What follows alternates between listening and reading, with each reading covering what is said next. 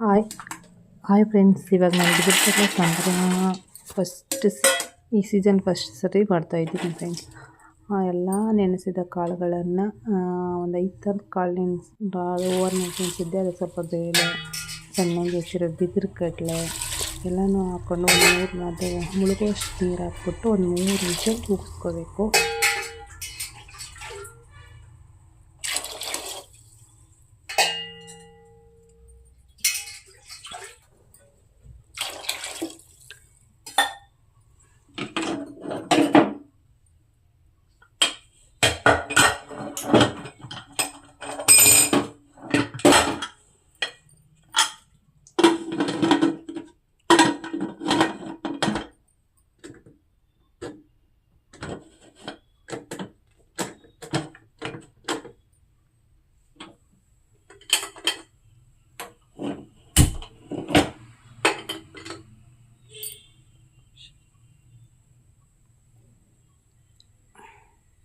ಮೂರು ವಿಷಲ್ ಕಾಳುಗಳು ಮತ್ತು ಬಿದಿರ್ಕಡಲೆ ಕೂಗಿಸ್ಕೊಂಡಾದ್ಮೇಲೆ ಎಲ್ಲ ಥರದ ತರಕಾರಿ, ಒಂದು 5 ಥರದ ತರಕಾರಿ, ಟೊಮೊಟೊ, ನಿಮ್ಗೆ ಯಾವ್ದು ಸಿಗುತ್ತೆ ಅದು ಓಕೆ, ಯಾವುದಾದ್ರು 5 ಥರದ ತರಕಾರಿ, ಸೊಪ್ಪು ಎಲ್ಲನೂ ಹಾಕಬೇಕು ಫ್ರೆಂಡ್ಸ್. ನಾನಿವಾಗ ಒಂದು 5 ಥರದ ತರಕಾರಿ ಕಟ್ ಮಾಡಿ ಇಟ್ಕೊಂಡಿದ್ದೆ.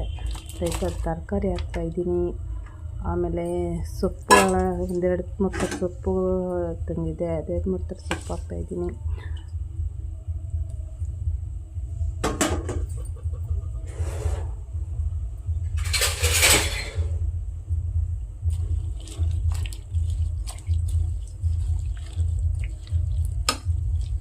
ಇದೆಲ್ಲ ಆದಮೇಲೆ ಚೆನ್ನಾಗಿ ಕೈ ಆಡಿಸಿ ಫ್ರೆಂಡ್ಸ್.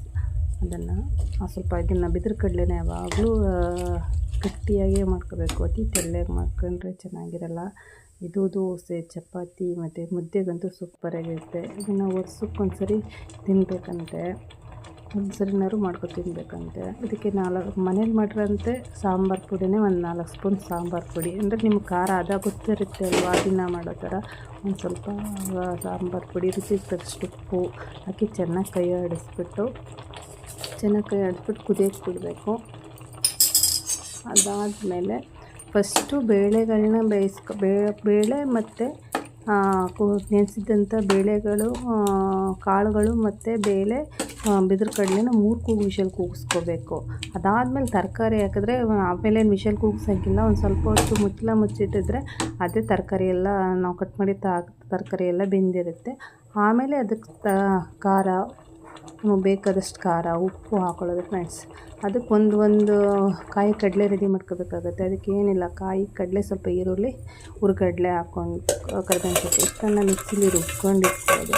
ಅದು ಚೆನ್ನಾಗಿ ಸಾಂಬಾರು ಪುಡಿ ವಾಸನೆ ಅಂದರೆ ಅದು ಸ್ವಲ್ಪ ಅದಿರುತ್ತಲ್ವ, ಖಾರದ ಪುಡಿ ಅದೆಲ್ಲ ಹೋದ್ಮೇಲೆ ಚೆನ್ನಾಗಿ ಕುದಿದ್ಮೇಲೆ ಲಾಸ್ಟಲ್ಲಿ ನಾವು ಹಾಕಿದಂಥ ಮಸಾಲೆ ಮಿಕ್ಸಿ ಚೆನ್ನಾಗಿ ಕುದಿಸಿ ಅದಕ್ಕೆ ಒಗ್ಗರಣೆ ಕೊಟ್ಟರೆ ರುಚಿಯಾದ ಬಿದಿರ್ಕಡಲೆ ಸಾಂಬಾರು ರೆಡಿ ಆಗುತ್ತೆ. ಮುದ್ದೆ, ಅನ್ನ, ಅದಕ್ಕೆಲ್ಲ ಸೂಪರಾಗಿರುತ್ತೆ. ವರ್ಷಕ್ಕೊಂದ್ಸರಿ ಬಿದಿರ್ಕಡಲೆ ಸಾಂಬಾರು ತಿನ್ನೋದ್ರಿಂದ ಕಿಡ್ನಿ ಸ್ಟೋನು ಮತ್ತು ಅದೆಲ್ಲ ಕರಗಿಸ್ತದಂತೆ ಇದು. ಅದಕ್ಕೋಸ್ಕರ ವರ್ಷಕ್ಕೊಂದ್ಸತಿನಾದ್ರು ಮಾಡಿ. ತುಂಬ ಹೀಟ್ ಇರುತ್ತೆ, ಒಂದು ಸ್ವಲ್ಪ ತುಪ್ಪ ಎಣ್ಣೆ ಹಾಕೊಂಡು ತಿನ್ನಿ.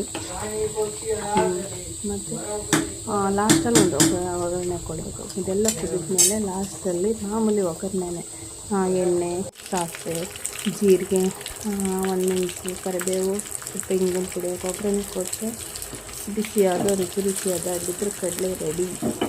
ನಮ್ಮೂರಲ್ಲಂತೂ ಈ ಸೀಸನಲ್ಲಿ ಯಾವಾಗಲೂ ಮಳೆಗಾಲ ಸಿಗುತ್ತೆ. ವರ್ಷಕ್ಕೊಂದ್ಸತಿ ಅಥವಾ 2 ಸರಿ ಮಾಡೇ ಮಾಡ್ತೀನಿ. ಇಷ್ಟ ಆದರೆ ಲೈಕ್ ಮಾಡಿ, ಶೇರ್ ಮಾಡಿ, ಸಬ್ಸ್ಕ್ರೈಬ್ ಮಾಡಿ ಪ್ಲೀಸ್.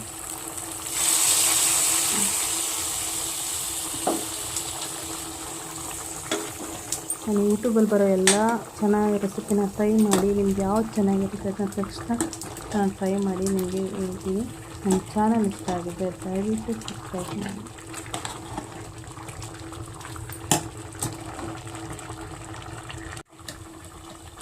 ಮಾಡ್ಕೊಳ್ಳಿ, ತಿನ್ಕೊಳ್ಳಿ.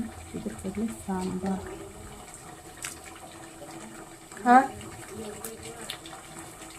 ಆಯಿತು, ಬನ್ನಿ. ನಿಮ್ದು ಆಯಿತಾ? ನೆನ್ನೆ ಎತ್ಕೊಳಕ್ಕೆ ಅಲ್ಲಿ